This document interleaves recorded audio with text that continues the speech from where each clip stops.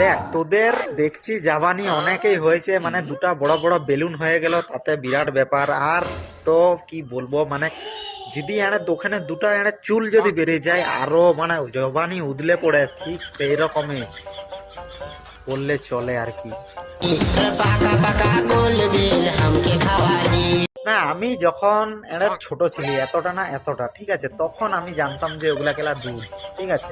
আর তোরা খেলা বেল বানিয়ে দিচ্ছ, আম বানিয়ে দিচ্ছ, মানে কি বলবো, মানে ধারণার বাইরে বললেই চলে। তোরা কি করবো যে আর তোরাকে নিয়ে পারা যাচ্ছে না, ঠিক সেই রকমই যে দুটা এনে যদি চুল বেরিয়ে যায় জাবানি তো উঠলেই পড়বে, ঠিক আছে। আর পরে ধরা দিচ্ছি তোদের হালকা করে, ঠিক আছে।